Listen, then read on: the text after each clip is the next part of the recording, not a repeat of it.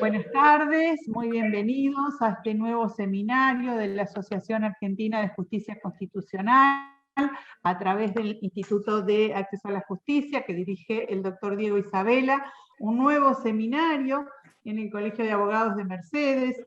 Ya es el tercer año consecutivo que lo estamos trayendo, así que realmente es un placer contar tanto con el doctor Diego Isabela, a quien le damos la bienvenida, como también a todos los profesores, la doctora Rocío Carabús, el doctor Estupenengo, el doctor Álvaro Flores, el doctor Gabino Tapia, el doctor Fabián Caro. Espero no olvidarme de ninguno de los que estoy viendo, pues estoy viendo una sola pantalla. La doctora Valeria Mogliari, Pablo Majul, el doctor Colombo, Ezequiel Mena, muchos de ellos ya han estado con nosotros y es un gusto volver a recibirlos. Bienvenidos al área académica del Colegio de Abogados de Mercedes. Un placer volver a tener este seminario con estos expositores realmente de lujo. Así que bueno, doctor Isabela, una vez más le damos la bienvenida a este seminario y realmente muy, muy agradecidos de que esté de nuevo en nuestro colegio. ¿Qué tal? Buenas tardes a todos y a todas. A la Patricia Leva, un especial agradecimiento por su confianza, al instituto, a la asociación, siempre nos tiene presentes. Sabemos que hay un montón de instituciones y organismos que se dedican a la capacitación, pero bueno, Patricia sigue confiando en nosotros, así que realmente nosotros nos sentimos en casa cuando estamos trabajando con la gente de Mercedes. Un agradecimiento especial a ella, al Colegio de Abogados, a todos los miembros del instituto que están acá presentes, a los que no están también, que siempre aportan energías y tiempo, y sobre todo mucha inteligencia en distintos debates que vamos realizando. Así que agradecidos con todas las personas que mencionó Patricia, que están aquí presentes, como siempre, participando y apoyando los trabajos que llevamos adelante. En lo particular, simplemente voy a detenerme muy brevemente un poco el título de la jornada que nos convoca. Ustedes van a ver allí, es el acceso a la justicia. Es un tema que a nosotros nos preocupa muchísimo de hace tiempo ya, obviamente que nos sigue preocupando, cada vez más, por cierto, y en ese ámbito de discusión, que es el Instituto de Derecho de Acceso a la Justicia, queremos invitarlos a todos. Después Patricia, en todo caso, les puede pasar los datos para que puedan integrarlos. Es un lugar de debate, es un lugar que es amplio, tenemos miradas distintas y siempre la construcción, el debate es constructivo, ¿no? Creo que me escuchan bien porque veo que por ahí hay alguna imagen. Bueno, en lo particular agradecerle ahora bueno, a Rocío, que siempre también está atenta a todo y es una persona súper capaz. Desde Catamarca, atento siempre a las necesidades del instituto y siempre participando en él y jerarquizándola, al igual que los distintos miembros que en este caso estoy mirando, Lindo, Mena, bueno, no los quiero nombrar a todos porque son un montón, pero los mencionó recién Patricia. Agradecerle sí ahora a mi amigo, al senador Gabino Tapia, a quien creo que quizás es el último momento que tengo para agradecerle de nuevo públicamente todo lo que hace en su gestión. Cuando nosotros en política vemos muchas veces ejemplos muy malos, no voy a dar nombres ni casos, pero todos sabemos que hay mucha desazón muchas veces respecto a quienes nos representan en los ámbitos públicos, en el Ejecutivo, en el Legislativo. Yo quiero rescatar, y no solo porque es un amigo, sino porque sé que es una persona de bien y que trabaja muchísimo, a Gabino Tapia, que es senador por la provincia de Buenos Aires, y que bueno, está cumpliendo su mandato este año. Dios quiera que lo que le siga seguramente sea con éxito y que lo tenga también como lo tiene ahora en lugares de mucho protagonismo, porque Gabino, insisto, es uno de los ejemplos que queremos como dirigentes en la política, ¿no? Cuando yo veo gente como él, que le pone el hombro, que trabaja, que se preocupa porque salgan las leyes, eh, bueno, realmente no es poca cosa, sabiendo que debería ser la regla, pero no la es. Entonces, cuando hay un tipo así hay que rescatarlo y agradecerle. Bueno, y gracias por el proyecto que impulsó, que salió del instituto en su oportunidad, y él con total y absoluta honestidad intelectual lo ha apoyado y ha logrado algunas cosas muy importantes que él va a contar. Así que, Gabino, te paso la palabra y de nuevo gracias. Bueno, buenas tardes a todos. En primer lugar, muchas gracias al Colegio de Mercedes por aceptar la convocatoria mía en el seminario que armó el instituto que preside Diego. Me va a hacer poner colorado siempre, Diego, cada vez que me hace participar en estos eventos. Es un cruce de elogios mutuos. Yo la verdad que en Diego encontré un amigo y por sobre todas las cosas una persona de bien, de mucho trabajo y además un profesional y un conocedor del derecho administrativo, que como siempre digo, cuando a mí me tocó entrar en la función pública ya por diciembre del 2011 en el municipio de Vicente López junto a Jorge Macri, que fue el que me convocó para empezar en la parte pública, yo no sabía qué era el derecho administrativo. Eran esas materias que uno había rendido para cumplir con la currícula.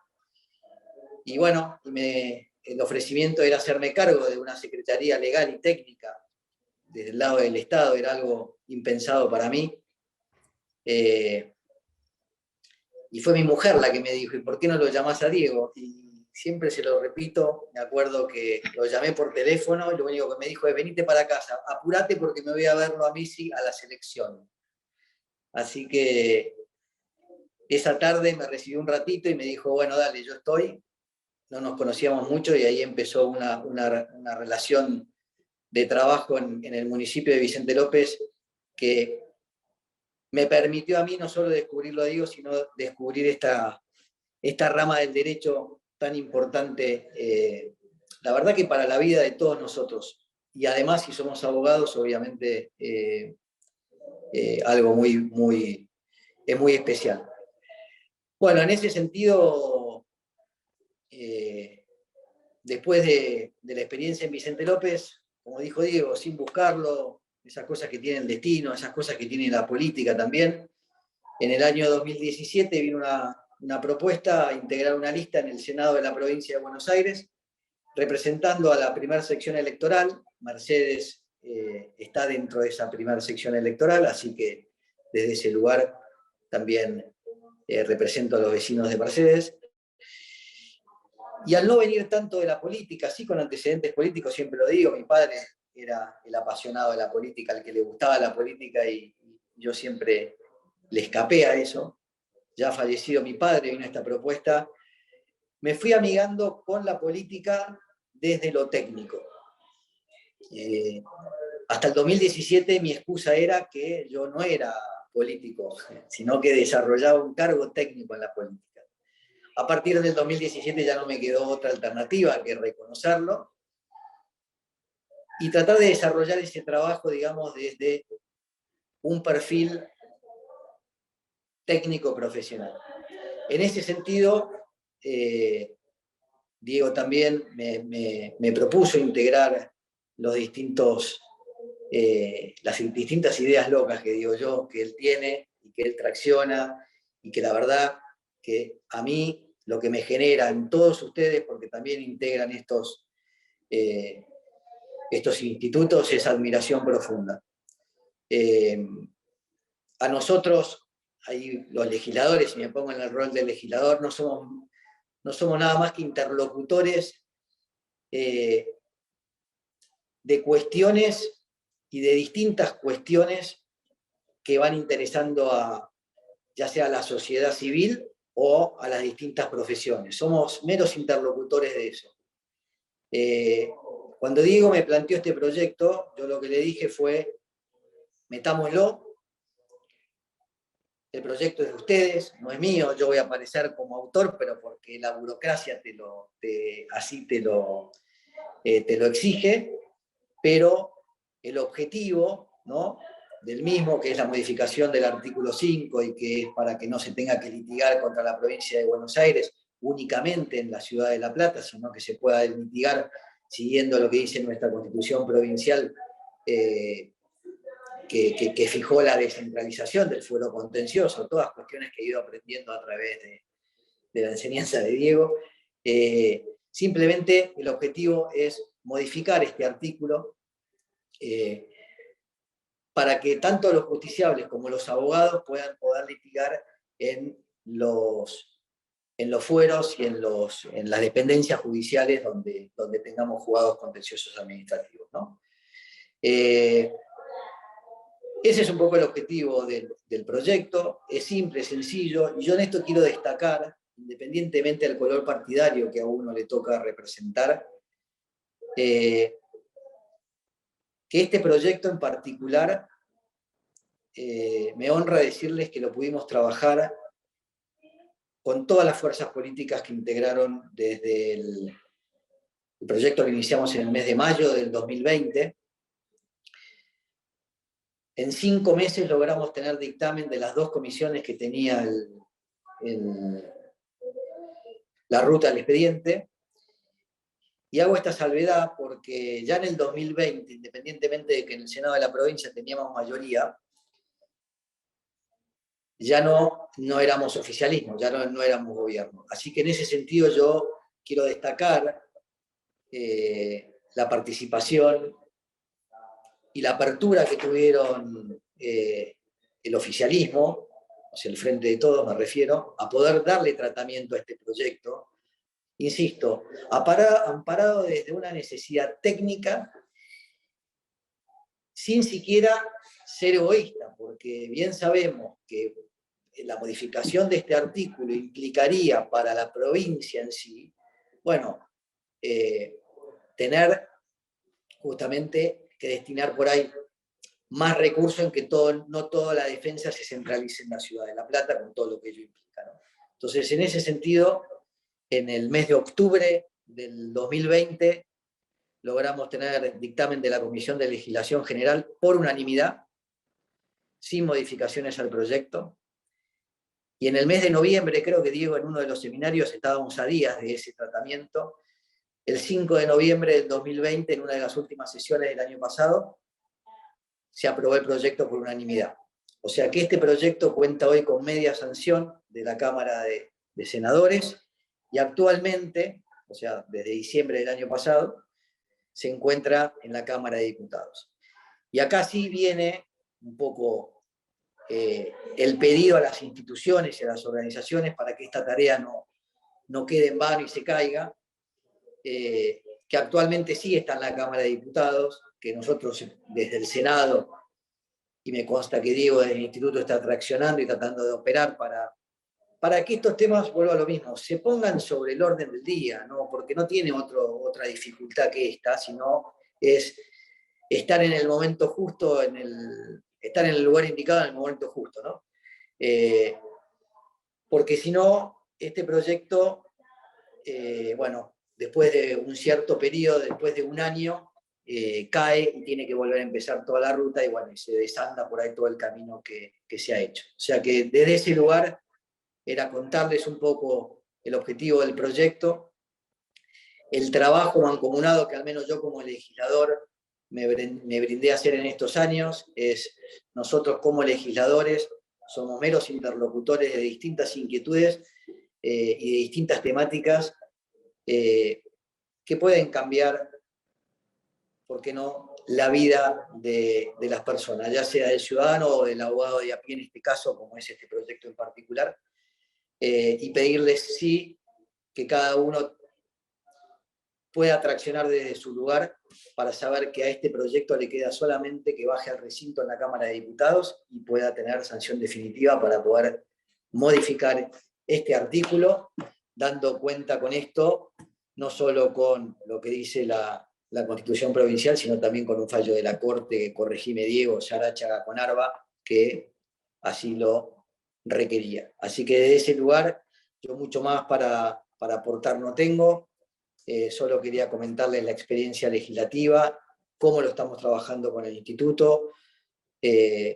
Agradecerle a ustedes el compromiso de pensar, de leer, de entender y de poder administrar justicia, que la verdad que es uno de los poderes que tanta falta y que tanta necesidad nos hacen a este país y a los bonaerenses en particular. Muchísimas gracias de nuevo por su tiempo, Diego, por la convocatoria, y me alegra ver la convocatoria, que la verdad que es mucha.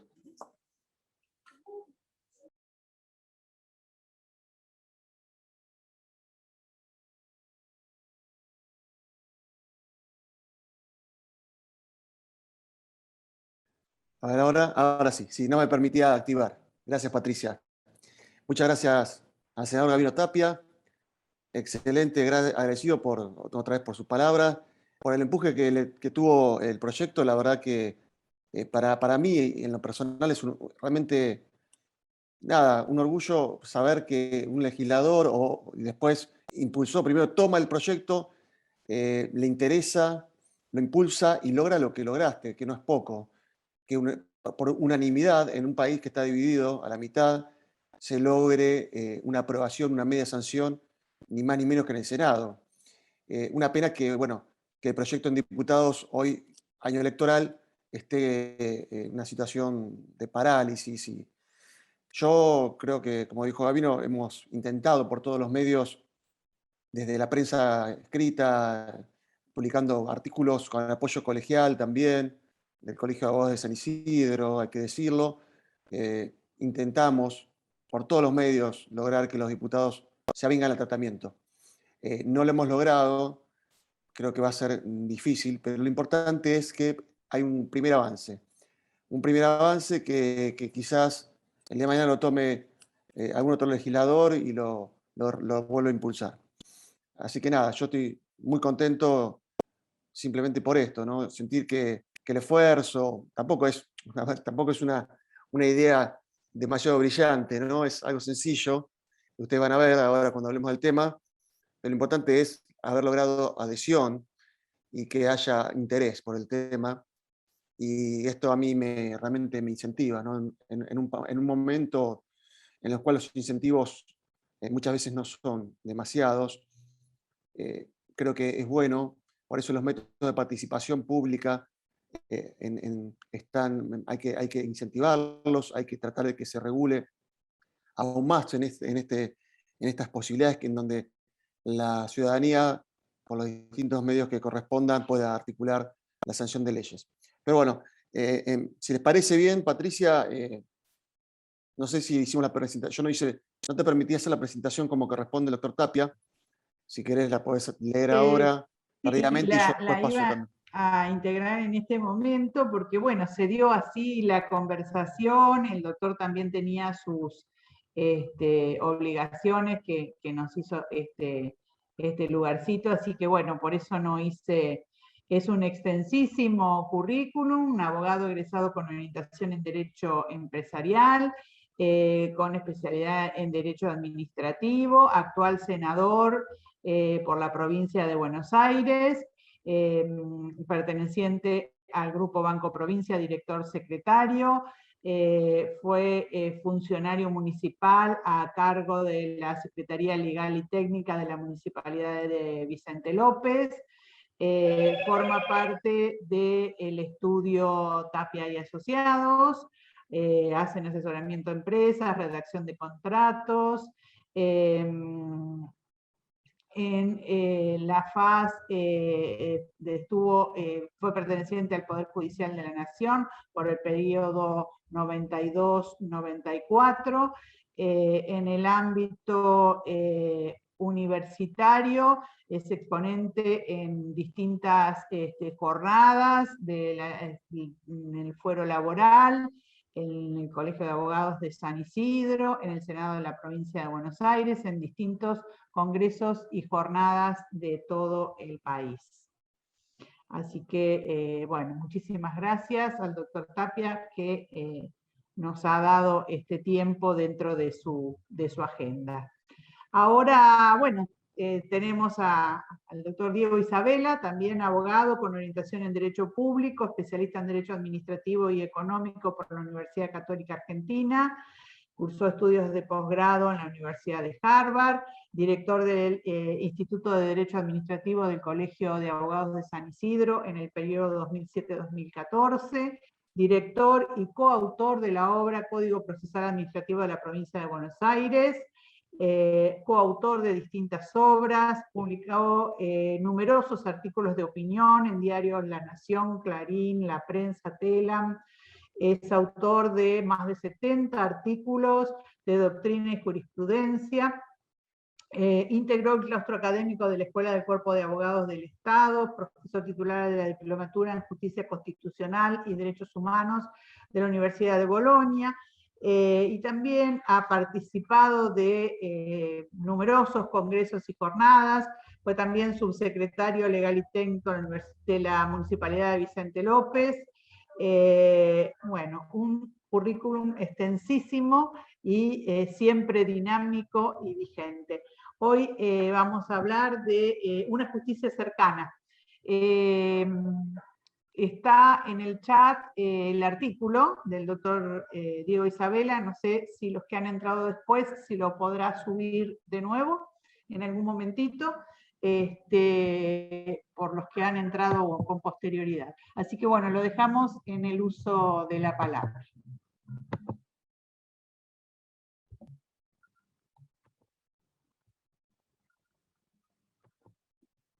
Podés reactivarlo, ahí está.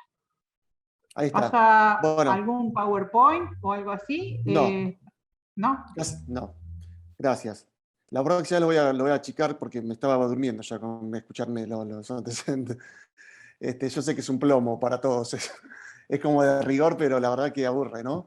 Bueno, a veces, pero a es veces importante saber sí, el origen y de dónde proviene, si bien la mayoría de los presentes ya han estado en otros seminarios y muy conocidos. No, es mi pero culpa, bueno, además, no. es Asumo la culpa. importante. Asumo la culpa. Es un reconocimiento a la labor para que sea visibilizada y también un poco para los que no lo han escuchado en otras oportunidades, conocer el origen, desde qué lugar se está hablando, ¿no?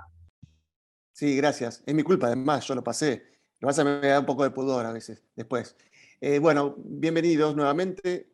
La idea es hablar, gracias Patricia, por este marco que siempre nos das y por la convocatoria que hace siempre el Colegio de Abogados de Mercedes de tu mano. Es un placer estar nuevamente aquí. Y bueno, agradecerles a los participantes. Vamos a meternos ahora de lleno a la charla. Algunos la han escuchado ya. Vamos a seguir insistiendo sobre este punto. Ustedes saben, voy a partir de algunos conceptos muy genéricos o básicos, diría yo, para aquellos que quizás no tengan tanta práctica profesional en el Foro Contencioso Administrativo de la provincia de Buenos Aires. Ustedes saben que el proceso contencioso administrativo era llevado adelante en competencia originaria de la Corte de la provincia de Buenos Aires hasta el año 2003. Esto es, se afincaba en una cláusula constitucional, en aquel entonces, anterior a la reforma del 94, en la cláusula de 149, inciso 3, establecía allí conceptualmente qué era la justicia contenciosa administrativa, de qué manera se controlaba el Estado provincial y a los municipios. No me voy a meter de lleno en toda esa cláusula, pero una cláusula que, lógicamente, era mucho más restrictiva en muchos aspectos a la que hoy tenemos vigente a partir del año 1994, en aspectos tales como la legitimación, la materia contenciosa, el agotamiento de la vía, la competencia y demás. Pero, en definitiva, en esa cláusula ya de antaño, mucho antes incluso de la sanción del Código Contencioso Administrativo Provincial, el llamado Código Varela, en el año 1905, estaba en cabeza de la Corte de la Provincia la jurisdicción o el juzgamiento de la actividad estatal, provincial y municipal. Esto que lógicamente llevaba a una dificultad importante que tenía que ver con lo físico, con la imposibilidad o la dificultad de trasladarse de los distintos rincones de nuestra provincia, que como todos sabemos es enorme, a ir a ver los expedientes o iniciar los expedientes judiciales en la Corte, en La Plata. Obviamente que esto de por sí generaba un debilitamiento en lo que es el acceso a la justicia, lógicamente, ¿no? Y si le agregamos a esta imposibilidad o esta dificultad enorme, que ya de por sí desalienta muchísimo la demandabilidad, insisto, en el interior de la provincia, podemos agregarle un montón de condimentos a esto que hacían o nos permitían llevar a la conclusión de que el acceso a la justicia en materia contenciosa en la provincia de Buenos Aires era virtualmente inexistente. Esto es, no se podía acceder al control judicial ni de la provincia, ni de sus órganos descentralizados, y ni que hablar respecto a los municipios. Esto obviamente que no era bueno, tiene su explicación histórica, podemos justificar que en ese momento, es más, no solo estaba justificado, sino que además, diría yo, era un sistema de avanzada en el año 1905, cuando se dicta el Código Contencioso Administrativo, redactado por el doctor Varela, ya que en ese entonces, a nivel nacional, no solo que no había código, y no lo hay todavía, sino que además el Estado requería la venia legislativa como paso previo y presupuesto de demandabilidad cuando se hablaba de los actos de gestión del Estado Nacional.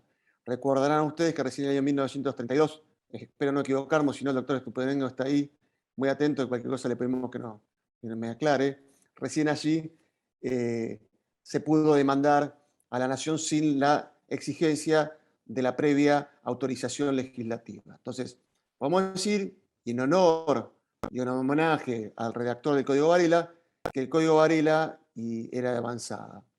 En tanto permitía, como decimos, demandar a la provincia y a los municipios sin requerir autorización previa legislativa.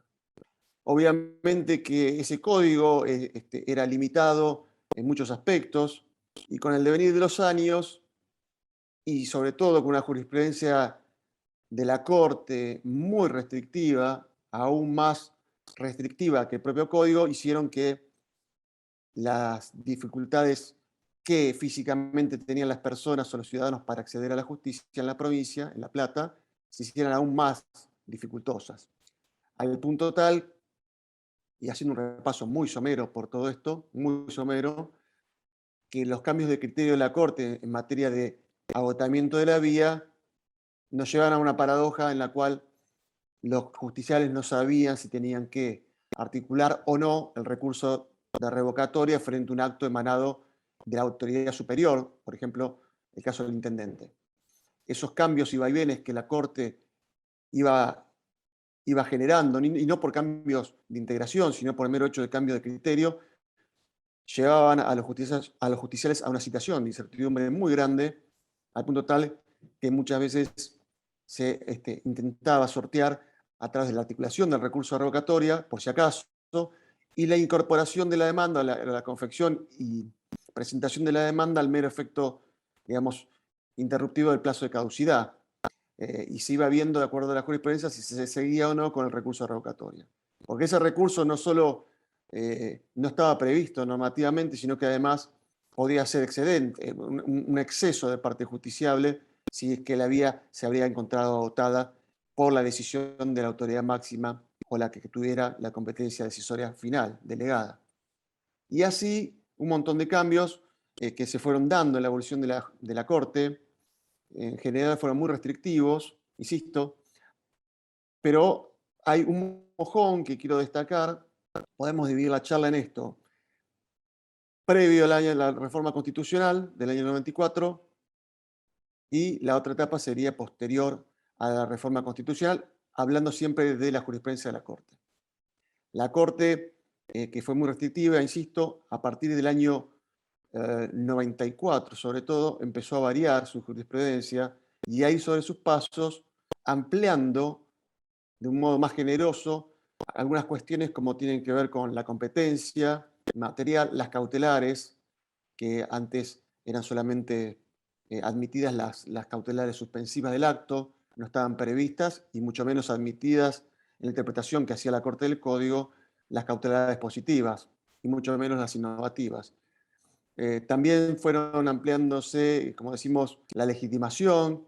Inicialmente la Corte restringía la legitimación, como decía el Código, a los derechos subjetivos, e intereses legítimos, fue variándola a partir de distintos casos, entre ellos el caso Rusconi, que fue admitiendo mayor el interés legítimo como situación jurídica que legitimaba el inicio de demandas.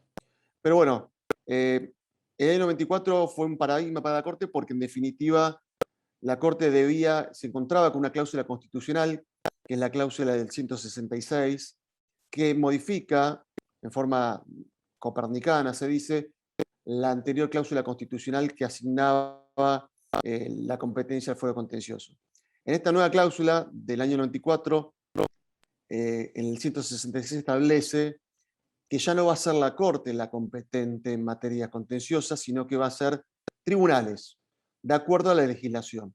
Estos tribunales, que después fueron juzgados a partir de la sanción de la 12.074, se convirtió en juzgado de primera instancia, fueron los que hoy actualmente son los que juzgan las contiendas contenciosas administrativas.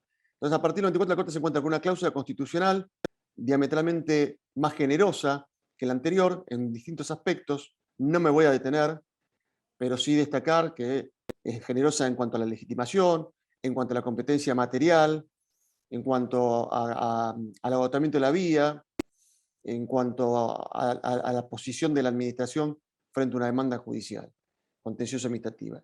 Entonces la Corte, como entiende que hay una cláusula constitucional que ya de por sí, y aún sin un nuevo código, debería hacer modificar su propia jurisprudencia, aplicando esta cláusula, la Corte empieza, por un lado, a tomar dos decisiones. Una, cuando se plantea esto, la Corte dice que la cláusula constitucional nueva, que estaba vigente a partir del año 94, no se aplica. Y aplicaba la cláusula constitucional anterior, hicimos alusión, la de 149, inciso 3, que lógicamente era mucho más restrictiva. ¿Y por qué lo hace?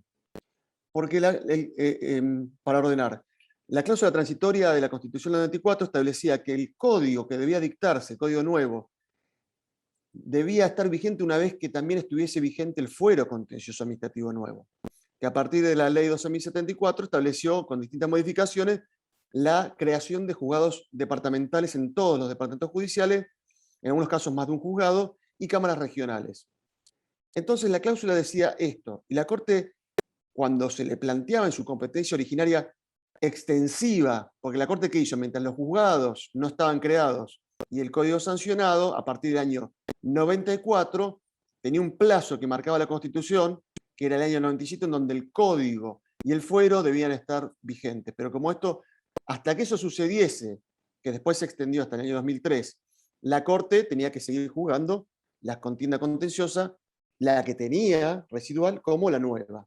Entonces, en esta competencia transitoria y temporal que la Corte tenía, ¿qué código aplicaba? Obviamente que empezó a aplicar, o seguía aplicando, el Código Varela. Ahora bien, cuando se dicta la 12.008, que es el Código Contencioso actual, pero el fuero no se crea o no se crean los juzgados, la Corte tuvo la disyuntiva, no sabía qué código aplicar, porque había una ley, que es la 12.008, que estaba sancionada, pero el fuero no estaba. Entonces, en una causa, la Corte dijo, yo no puedo aplicar el Código Contencioso Administrativo sancionado y no vigente, porque la Constitución dice que ese código debe ser aplicado por los jueces contenciosos administrativos que no están o designados o puestos en funciones. Porque la cláusula constitucional mandaba eso. Especialmente decía que el código debía entrar en vigencia una vez que tuviéramos el fuero. No hay código sin fuero y no hay fuero sin código. Esta disyuntiva que hizo que la Corte tuviera que seguir aplicando un código, insisto, desde el año 94 hasta el 2003, cuando se nace el fuero contencioso, en toda esa competencia residual que le queda, empezó a aplicar, tenía un código que no era el nuevo, pero estaba sancionado, y los abogados lo leían, y veían la gran diferencia entre un código y el otro. Entonces, frente a esta postura, la Corte no solo siguió aplicando el Código Varela, sino que tampoco aplicó la cláusula constitucional, que, insisto, debía de por sí haber modificado la jurisprudencia de la Corte, aún con el Código Viejo. La Corte, una cosa que nunca entendí, aplicó en forma ultraactiva una cláusula constitucional no vigente, no existente. Hasta que esta situación varió, si no me acuerdo mal, en Rizo Patrón, no, en Consorcio de Gestión de Puerto Bahía Blanca, la Corte empezó a utilizar la cláusula de la Constitución 94, cambiando el criterio. Con lo cual, esto generó una mayor apertura de la jurisprudencia, empezaron a admitir otras cuestiones que antes no se admitían en materia contenciosa, empezó a dictar otro tipo de medidas cautelares. Bueno, empezó a reconocer la posibilidad de interponer acciones declarativas, de certeza. Bueno, una serie de cambios y evoluciones muy favorables, pero obviamente muy retrasadas, ¿no? Bueno, esta es la introducción que quería hacer. El fuero nace en el año 2003, como muchos saben, a través de una sentencia combinatoria de la Corte de la Provincia, iniciada, que deviene en base a una acción de amparo iniciada por el Colegio de Abogados de la Provincia, en virtud de que el Poder Ejecutivo y el Legislativo no cumplían con la manda constitucional de instaurar el fuero contencioso. Nace de esta manera, es decir, que nace con forceps el fuero contencioso, como que no querían hacer. Y lo más triste, creo yo, para destacar, es que nace con una violación. Es decir, una vez que nace, hay alguna suerte de violación a esa criatura normativa, ya que antes de que tenga vigencia el Código Contencioso, es reformado por la Ley 13.101 de una manera tal que se produce una violación constitucional, en muchos aspectos incluso, y esta reforma legislativa lo único que tiene como objetivo es la restricción del derecho al acceso a la justicia. No hay una coma ni una palabra que sea en beneficio del acceso a la justicia en la Ley 13.101. Por el contrario, lo que se quiso hacer es, según nos dicen, como el fuero no nacía y había una condena de la Corte, alguien, que no voy a decir quién es, pero muchos saben quién es, redacta como moneda de cambio la Ley 13.101 para, de alguna manera, decirle, bueno, nace, pero nace renga. Entonces, esto parece que sació las preocupaciones de la política, que veía que un nuevo código con jueces díscolos de primera instancia podían hacer entorpecer la gestión pública. Bueno, nace renga, nace con una muerte o con una muerte anunciada o con un cuchillo clavado en su corazón, que es la 13.101. Lógicamente que este retraso legislativo y esta vergüenza, que siempre quiero destacar, así de forma muy enérgica, porque la verdad que si hablamos de un país serio, empecemos por lo básico, ¿no? Cumplir la Constitución. Si la Constitución manda, hay que cumplirla. No se cumplió, nace de una condena. Es un fuero vergonzoso en ese sentido. Pero después estuvieron las personas de carne y hueso, los jueces, que realmente hay que destacar, en su gran mayoría, sobre todo la justicia de primera instancia y la mayoría de las cámaras. Ya saben que yo tengo algún encono en particular con la Cámara Contenciosa de San Martín, es público notorio, así que lo puedo decir, por su restricción, no es por un tema personal, ¿no? Tengo mayores los respetos a quienes la integran, pero por razones de jurisprudencia muy restrictiva, tengo un encono particular, no personal. Fueron adecuando esta ley 13.101 al punto de que pueda convivir con la Constitución, porque hay puntos que son realmente de una inconstitucionalidad manifiesta. Pero ahora, yendo al caso puntual de la materia territorial, la competencia territorial, que es lo que les quería comentar, el proyecto del doctor Tapia, que presenta el doctor Tapia, que lleva el número E82-2020, después lo vamos a pasar, pero lo pueden buscar también en el Senado, establece un cambio de paradigma en cuanto a la competencia territorial. ¿Y por qué es importante? Es sencillo, pero es muy importante. Yo no coincido con Gavino en el punto que dice que es un tema técnico. Es un tema técnico, y él dice que no es político. Yo creo que es recontra político. Crear un fuero descentralizado. Recuerden que la competencia era en la Corte. Recuerden que es difícil encontrar un abogado en cualquier lado, ¿no? Que haga contencioso en la provincia y mucho más en el interior. El fuero nace como un fuero descentralizado. Es lo que motiva esencialmente la modificación de la cláusula constitucional es la descentralización. ¿Qué quiere decir? Crear muchos juzgados cercanos a quienes, a los justiciales. Bueno, entonces parece bastante ilógico que teniendo toda una estructura judicial de jueces de primera instancia, secretarios, prosecretarios, 10, 15, 20 personas cada juzgado, cámaras, etcétera, cercanas, exista un artículo 5 como el actual, en la ley 12.008, que fije la competencia territorial para demandar a la provincia en La Plata. Es decir, por el domicilio del demandado. Parece ilógico ya de leerlo, ¿no? Entonces, más teniendo en cuenta que la provincia no puede alegar un menoscabo a su defensa por el mero hecho de que tenga que salir a defenderse en cualquier juzgado contencioso de provincia. ¿Y por qué no puede alegarlo? Y de hecho no lo pueden hacer y no lo hacen. Sería el colmo porque, en definitiva, la provincia, por medios propios, por delegados fiscales, articula acciones y les puedo asegurar que son el 90% de las competencias de los fueros, que son los apremios provinciales. Entonces, ¿y dónde lo hace? ¿Lo hace en La Plata? No, lo hace en cada juzgado contencioso administrativo donde el domicilio fiscal del deudor lo amerite. Es decir, que la provincia puede defenderse y atacar en cualquier jurisdicción, porque si puede iniciar el juicio también puede defenderse. No hay ningún obstáculo ni menoscabo para la provincia en defenderse de esta manera. Y además, como bien dice la Cámara Contenciosa de San Martín, en este caso, dice que modificar esta cláusula del artículo 5 y permitir que la regla sea, en lugar del domicilio del demandado, sino la opción del particular en donde tenga su domicilio, la articulación de la demanda, hace una mejor distribución de tareas. Es decir, que no se convierta en un embudo en donde todas las demandas de la provincia, salvo las excepciones que establece el artículo 5, donde permite articular la demanda en el juzgado donde está el domicilio del actor, lo cierto es que la mayoría de las veces, si no quedamos en esta excepción, la regla nos indica que tenemos que ir a La Plata. Y esto consecuentemente conlleva, como un efecto embudo, a que sean los 3 o 4 jueces, en este caso platenses, los que tengan que articular la jurisdicción en esta demanda. Lo cierto es que además en La Plata hay 4 juzgados, de los cuales 2 están vacantes. Uno de ellos hace más de 7 años. Eso también a mí me parece que tiene que modificarse.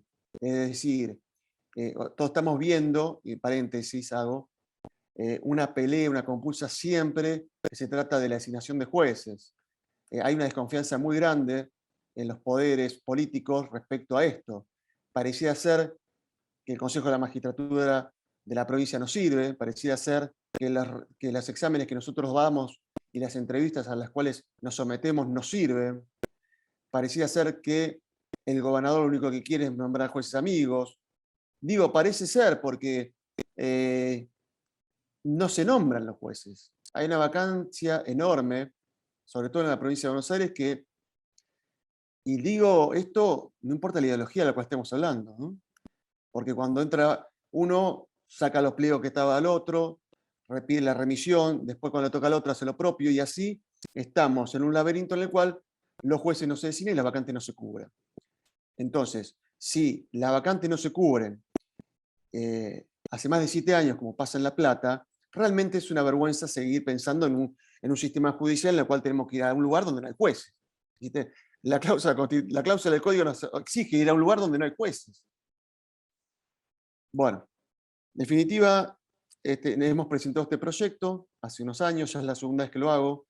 La otra vez lo habíamos hecho a través de un diputado, esta vez fue por senadores, tuvo un avance muy significativo. El proyecto es muy sencillo. Lo que permite es justamente invertir la regla, y dice, yo se los voy a compartir, que será competente el juzgado contencioso administrativo correspondiente al domicilio real del actor que dé lugar a la pretensión, y en caso de ser el actor una persona jurídica, será competente en razón del domicilio de la sede social. Esta es la regla que se invierte, porque como les dije antes, la regla era el domicilio de la demandada. Esto es, cuando se manda a la provincia tiene domicilio en La Plata, habría que ir a La Plata. Las excepciones son las mismas, no voy a entrar en ese tema, Lo que sí dejamos abierta la posibilidad de que obviamente esta regla no se aplique al municipio. Porque no podría ser el municipio demandado en otra jurisdicción, porque sí el municipio tiene una competencia territorial determinada por los límites del municipio y no tiene posibilidad de defenderse. Ahí sí se afectaría la defensa. Entonces, en el caso de los domicilios, de los municipios, la competencia va a ser fijada por el domicilio del demandado, esto es del municipio que trate, ¿no? Y hay una serie ahí de excepciones a la regla general. Yo les quiero aclarar que, como bien dijo Gabino hoy, en la causa Sarachaga, la Corte de la Provincia de Buenos Aires, en el año 2016, estableció la inconstitucionalidad de la regla actual del artículo 5, inciso primero, esto es, que sea fijada por el domicilio del demandado. Lo declaró inconstitucional. Y manda y exhorta a los poderes legislativos, al Poder Legislativo a que modifique esta cláusula.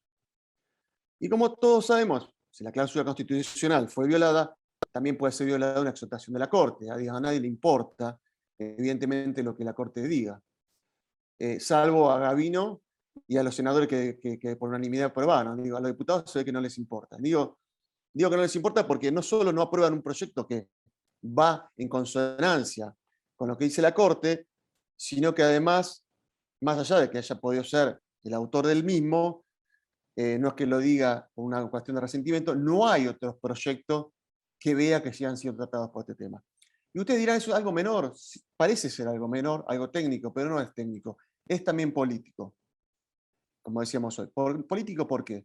Porque la discusión no va a estar solo en manos de 4 jueces platenses, y esto, ojo, no quiere decir que está agregando ningún condimento de mérito personal ni profesional respecto de ellos. Son tan jueces como el resto y tan probos como el resto. Simplemente estoy diciendo, va a caer en cabeza de 4 jueces, actualmente 2, en lugar de caer en una diversidad de jueces, que son muchísimos más. Me parece que es más fácil, si se quiere, al poder político influenciar en la designación de aquellos jueces que van a controlarlo cuando son menos que cuando son más. Entonces, hay una realidad que es, cuanto más seamos, mucho mejor. Y la verdad que han demostrado los jueces contenciosos esa independencia, al punto tal que han declarado inconstitucionalidades en materia del Código Contencioso, por ejemplo, algunas de ellas convalidadas por las cámaras y otras no. En el caso puntual, que me ha tocado intervenir en una causa, que se llama Bingo King, que estaba en el juzgado contencioso administrativo del doctor Servini en aquel entonces, fue la primera causa en la cual la Cámara, un juez, entiendo, y la Cámara se tuvieron que abocar al pedido de inconstitucionalidad que hicimos respecto al artículo 5. En ese pedido de inconstitucional, la Cámara Contencioso Administrativa de San Martín hace una elucubración muy importante, con fundamentos muy fuertes, que tienen que ver con la descentralización del fuero y con lo que venimos hablando. Que el fuero tiene que ser descentralizado, que este artículo va en contra de ese principio, pero lamentablemente no logro la inconstitucionalidad en la Cámara. La Cámara esquiva la declaración de inconstitucionalidad como suele hacer, y en este caso lo meten dentro de una excepción forzadamente al caso.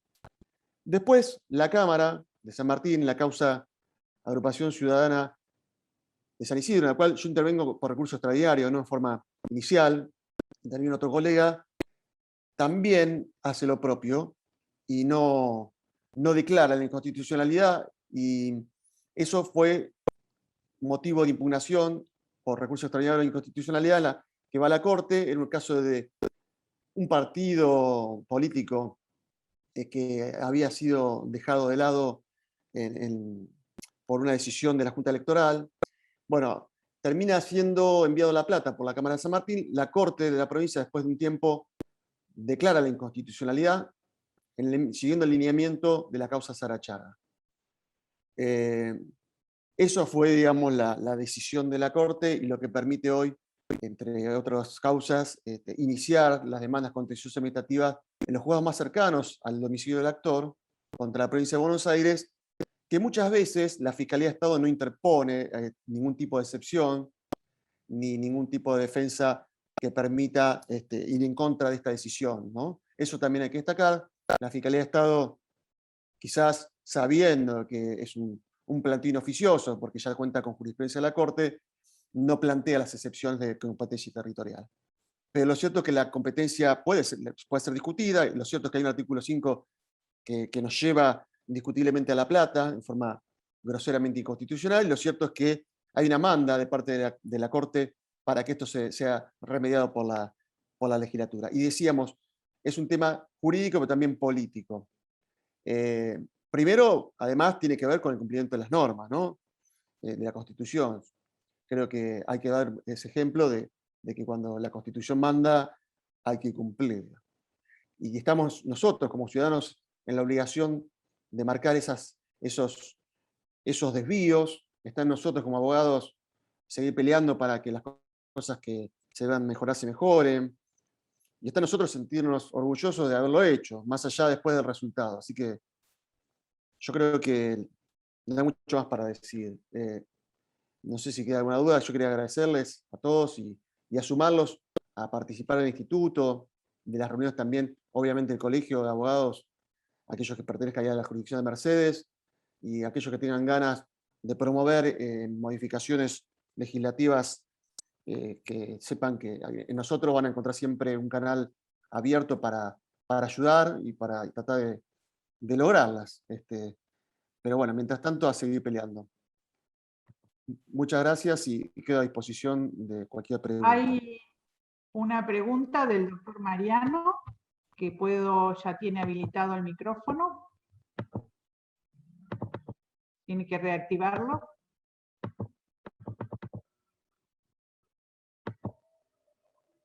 Y hay un aporte mientras, ahí estamos, ya está habilitado. ¿Lo escuchamos? Bueno, muchísimas gracias. Me presento, soy Luis Mariano. Soy uno de los diputados convencionales que en el año 94 votó la nueva Constitución de la provincia de Buenos Aires. Me gustaría preguntarle al doctor, ¿qué lobby están haciendo los colegios de abogados de la provincia para que la ley salga, ¿no es cierto? Porque ese era el espíritu cuando allá en el 94, bastante años, ¿no? 27, 28 años. Ese era el espíritu que teníamos. Provocar de alguna manera, en una provincia unitaria, provocar una federalización, por lo menos, en este caso, desde el punto de vista judicial. Políticamente sigue siendo tan unitaria como lo es. Así que a veces uno piensa que si es comprometido o está controvertido, digamos, que la competencia sea todavía en La Plata, desde el punto de la perspectiva política, tiene razón de ser, porque la provincia es unitaria. Ahora bien, no solamente al justiciable le conviene la nueva formulación del artículo 5, sino que al abogado también, a los abogados, a los que estamos día a día en esto. Y me gustaría saber, ¿no es cierto?, que usted está dentro de esta temática, ¿qué lobby, qué presión ha hecho los colegios de abogados, que son bastantes dentro de la provincia, para que de alguna manera esto, defendiendo los intereses de los abogados y consecuentemente los justiciables, puedan lograr esta reforma? Gracias. Bueno, doctor, muchas gracias.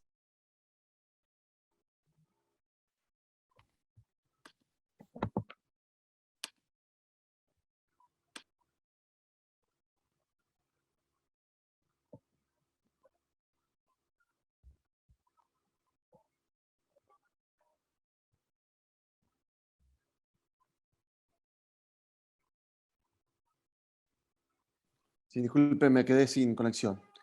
Doctor, muchas gracias por su aporte. Muy interesante lo que plantea, ¿no? Que los colegios, bueno, mire, le voy a contar, ya que me pregunta. Hace muchos años, el primer proyecto, que era igual, alguna variante tenía, lo primero que hice, como yo soy hombre del colegio, soy colegialista, actualmente soy consejero, acá en San Isidro, toqué la puerta del colegio de abogados, acá en San Isidro, en año, no sé, muchos años atrás. Porque pensé que era el lugar apropiado. Yo no soy quien para estar presentando un proyecto de ley al diputado tal o cual o al senador tal. Es decir, Pero bueno, pasó un año y no hicieron nada, digamos. En ese momento yo estaba en la oposición, bueno, ahora sigo estándolo, pero tengo muy buena relación con el oficialismo, pero digo, en aquel momento quedó en la nada. Entonces, ¿qué hice? Agarré y me lo puse bajo brazo y toqué la puerta de algunos diputados que llegué por referencia, ¿no? Y bueno, hubo un diputado que es Orlando, se me fue el nombre ahora, Jans, con el Orlando Jans, tuvo la generosidad de tomar el proyecto, lo debatimos, hablamos con quien era en su momento su asesor, que era Patricio Hilari, que después finalmente fue asesor de asesoría de gobierno, un tipazo, la verdad, me recomendó algunos cambios en los fundamentos. Bueno, finalmente eso se presentó. El colegio no tuvo mucha participación. En este último tiempo, con este proyecto, sí, yo lo presenté al colegio, el colegio sacó algunas declaraciones y los publicó. Eso es lo que hizo. A nivel Colproba, según tengo entendido, eso no prosperó, digamos, o no sé si siquiera fue tratado, ¿no? Quizás haya que insistir ahí desde el punto de vista colegial, que Colproba lo tome como un proyecto propio, como una iniciativa propia y lo apoye. Pero bueno, eso todavía no se ha logrado, doctor. Pero entiendo lo que usted dice y es muy importante. La colegiatura, bueno, ahora hay 4 proyectos de ley o anteproyectos de ley que seguramente van a ser motivo también de una charla como esta, que tiene que ver en lo que nos refiere al derecho administrativo con la responsabilidad de Estado. Hay un anteproyecto muy parecido a la Nación, con algunas modificaciones, que es interesante para discutir. Y ahí los colegios, en este caso a mí me toca y le estoy poniendo, me han dado la confianza para avanzar y estamos avanzando fuerte también en la discusión de todo eso. Y si hay que criticar, se criticará, y si hay que apoyar, se apoyará. Es decir, más allá de la ideología, que claramente no es la mía, la del actual gobierno, no tengo ningún tapujo en ayudar, colaborar, impulsar, si están bien las cosas, si son cosas que son razonables. De hecho, estamos invitando al doctor Soria, esto es un anticipo, para la charla que va a ser seguramente el 30 de septiembre. Va a venir también el doctor Taglianetti, que es uno de los que ha colaborado en la redacción de estos proyectos de ley. Digo, más allá de las ideologías, creo que cuando hay buenas intenciones, nos podemos equivocar, pero creo que hay que apoyar, no hay que dividirse o ponerse la vereda enfrente a tirar piedras, porque simplemente el que lo hace no pertenece a mi ideología o a mi partido. Esa es mi idea personal, que siempre lleva adelante, incluso en todos los ámbitos, ¿no? Y los que me conocen, uno se equivoca, pero creo que la única forma de salir adelante es esa, trabajando en conjunto y si hay buenas ideas, apoyarlo, no importa quién las haga. No sé si responde un poco, doctor, me fui un poco por las ramas.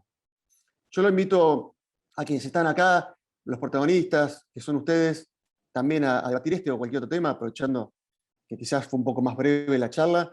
Está ahí el doctor Enrisi también, que es juez de acá de San Isidro, uno de los grandes jueces que tiene el fuero, uno de los grandes jueces. La verdad que yo estoy orgulloso de los jueces que tenemos en la provincia. Bueno, los invito al doctor Estupenengo, Juan Martín, bueno, los que estoy acá viendo, si quieren agregar algo, algún comentario de lo que se viene hablando, más que bienvenido, ¿no, Patricia? Así es.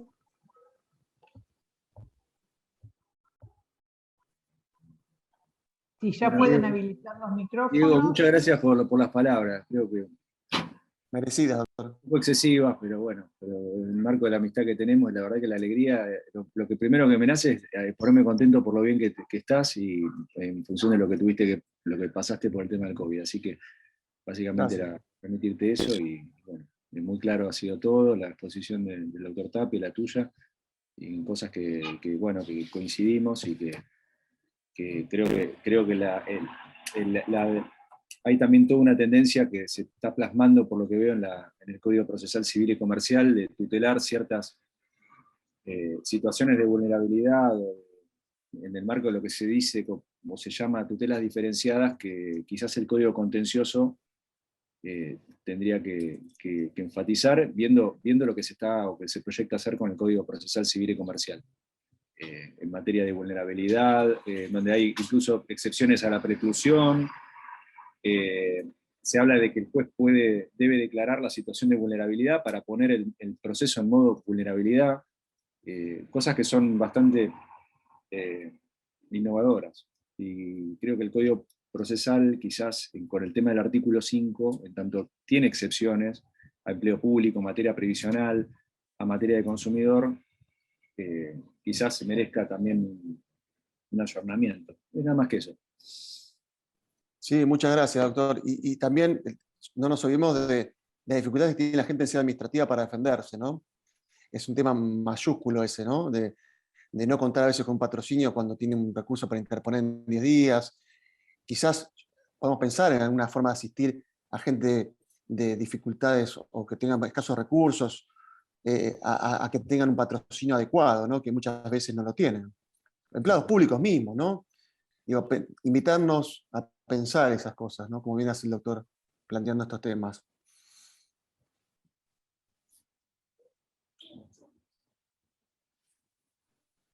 Bueno, no sé si alguien quiere agregar algo. El doctor Mena, de Fiscalía, no quiere acusar recibo, pero no sé si tiene prohibida la palabra. Voy a hablar la próxima clase, por eso. Bueno, doctor, muchas gracias. Bueno, Patricia, ¿algo más? Si no hay nada que agregar, los liberamos. Sí, no, solamente, ya te digo, como hay gente que está entrando y que entró a último momento, si tenés la amabilidad de volver a cargar el trabajo. Sí, lo cargué hace un ratito, hace unos 5 minutos, pero Bueno, perfecto. lo voy a cambiar. Y de Hay última, muchos te los puedo colegas que pasar. pueden aportar acá. Está el doctor Estupenengo, el doctor Colombo, el doctor Está muy Caro. callado, sí, está muy callado. Está el No, doctor a ver. Quisiera que me también. apoyen, pero no Lo veo acá el me doctor apoyan. Están Saliano. guardando para las próximas clases, no quieren No, revelar el argumento, me parece. por mi No parte, sé, no está muy de acuerdo, me parece. felicitarte, Diego, por la iniciativa y por la exposición muy clara. La verdad que, y bueno, ni que hablar que la importancia de la iniciativa legislativa es fundamental.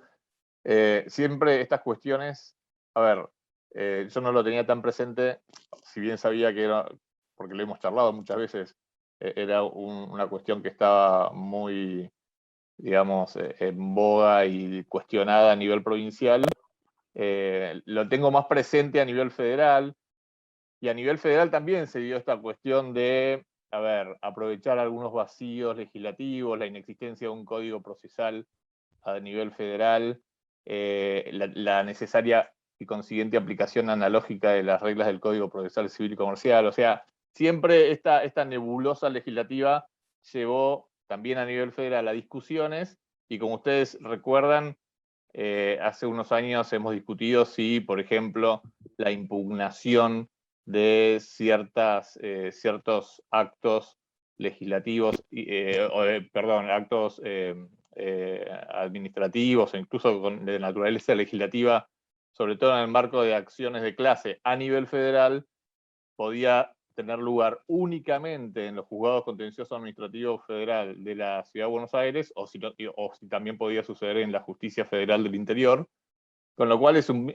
poco la misma discusión que bueno, está siendo saldada a nivel jurisprudencial, pero bueno, como por ende atado con alambres, de modo que esté claramente establecido. A ver, ya de por sí la provincia de Buenos Aires tiene la ventaja respecto del orden federal de tener un código contencioso administrativo, también tener un fuero contencioso administrativo con jueces como los que ahora nos acompañan y como vos mencionaste, Diego, de modo que desde ese punto de vista hay una ventaja impresionante. Entonces, poder sellar esta cuestión a favor del acceso a la justicia, estableciendo claramente la posibilidad de que la competencia, incluso en las causas cuando se impugna o cuando se cuestionan actos contra la provincia, pueda ser repartida a lo largo de todo el territorio, a lo ancho y largo del territorio de la provincia, es fundamental. Entonces me parece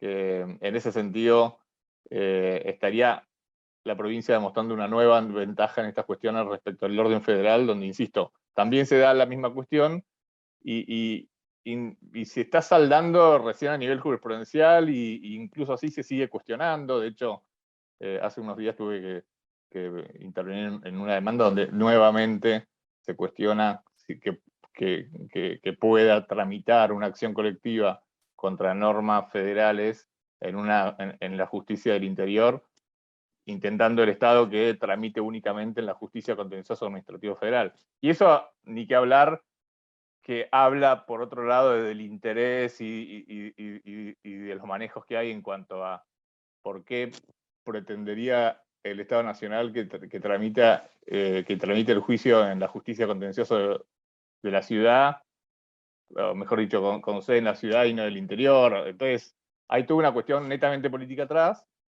que me parece, el hecho de que el Código Contencioso Administrativo de la provincia vaya a tener una disposición que salde esta discusión es de mucha importancia, así que felicitaciones por eso. Muchas gracias, Juan. Como siempre, muy bueno, muy claro. Bueno, si nadie quiere agregar nada o Diego, invitar. Sí, Juan Martín. acá. Bueno, buenas tardes a De Mar del todos. Plata. ¿Cómo está el clima allá? Está muy lindo, estoy viendo acá por la ventana, lamentablemente. Muy lindo, disculpas que me pude sumar tarde, pero tenía una obligación antes. Conozco lo que dijiste por haberlo conversado, leído muchas veces. Lo que quiero agregar es una pequeña cuestión sobre la que también conversamos, ¿no? Muchas veces hablamos de todo esto y hay muchas de las cuestiones que se están buscando modificar que ya son un castillo en ruinas, ¿no? Son un castillo del medioevo que está en ruinas, ¿no? Parecen esas casitas europeas que están una al lado de otras, todas inclinadas, ¿viste? Esta es una alegoría que pone Gordillo en algún libro, ¿no? Las limitaciones del conocimiento jurídico. Son esas casillas de nafta, una al lado de la otra, todas apoyadas contra una, donde parece que una se cae y se van a caer todas. Bueno, la tecnología va a tirar todas esas cosas, ¿no? Y por ahí, si no se pueden cambiar los sistemas completos, sistemas anticuados, ¿no? Sistemas anticuados que además muchas veces tienen un alto grado de falsedad, ¿no? El sistema que es falso, dice uno de los secretarios de la Corte de la Nación, se fija en la inexactitud del detalle, ¿no? El detalle inexacto aparece en los sistemas falsos, y eso es lo que a veces hay acá. Se fijan en detalles, la justicia se fija en detalles, se mantienen esquemas legislativos antiguos y se deberían cambiar. Y si no se pueden cambiar los sistemas completos, por lo menos poner algunas pinceladas en algunos lugares que serían necesarios para acercar la justicia a la gente. Porque si no, todo esto va a pasar por arriba y los intermediarios dentro de poco se van a acabar. Yo solamente pienso en una cuestión desde hace bastante, ¿no? En el procedimiento administrativo en la provincia de Buenos Aires, aún no es obligatorio notificarle a los sujetos concernidos cuáles son los recursos disponibles, ¿no? Y por ahí las empresas más grandes no tienen problema, porque tienen varios abogados conocidos, abogados vinculados, pero el pobre carnicero que está tratando de conseguir el uso de suelo para habilitar una carnicería, no sabe que en 10 días se le acaba su derecho si no presenta un recurso ante un error municipal, ¿no? Entonces, está bueno cambiar los sistemas, pero a veces se puede empezar por cambiar algunas prácticas, ¿no? Porque en las prácticas es donde el derecho administrativo comete sus grandes arbitrariedades. Eso es, ¿no? A veces podemos tener leyes modélicas, muchas de las que tenemos tienen estándares europeos, pero la práctica cotidiana administrativa es horrible. Y eso genera arbitrariedades mayores que las malas leyes.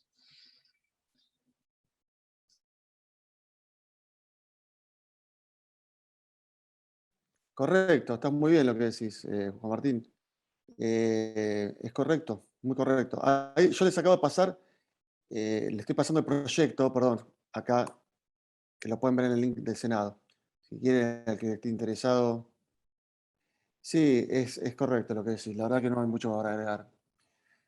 Es una materia pendiente de todos y lo del procedimiento administrativo es como que estamos rengos también en la justicia porque tenemos una ley de procedimientos que es del gobierno de facto desde hace mucho tiempo y no se allanó. Lo electrónico, por supuesto, como bien decís vos, va a acercar mucho a la gente, pero también es cierto que la competencia va a ser electrónica, pero va a terminar siendo en el juzgado de la plata. Entonces, en cuanto a la justificación de la mejor distribución de tareas, también me parece que el código, la modificación del artículo 5 tiene todavía vigencia y necesidad de que se efectivice, ¿no? Bueno, ¿alguien más quiere agregar algo? Yo ya les acabo de pasar todo lo que me pidió Patricia por el chat. Si quieren lo pueden copiar, y ahí está el proyecto también. Y el apoyo del Colegio de San Isidro también, Mariano. Luis, Marian. Gracias a todos, y de parte mía yo no tengo nada que agregar.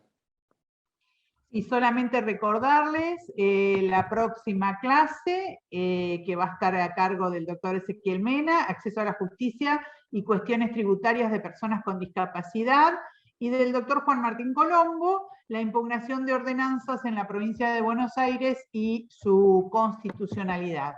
Así que bueno, los esperamos para el próximo encuentro. Así gracias a todos, a los docentes también que van a formar parte de todo este seminario. Sí, se acaba de sumar la doctora Borsani. Que lo tendríamos que que no la nombrar, habíamos visto luego lo van a ir de- conociendo, cada martes lo van a ir conociendo. Bueno, muchas gracias. Que tengan un buen día y Bueno, que Dios los muchísimas bendiga. gracias, y entonces los esperamos en el próximo encuentro con el doctor Colombo y el doctor Mena. Muchísimas gracias.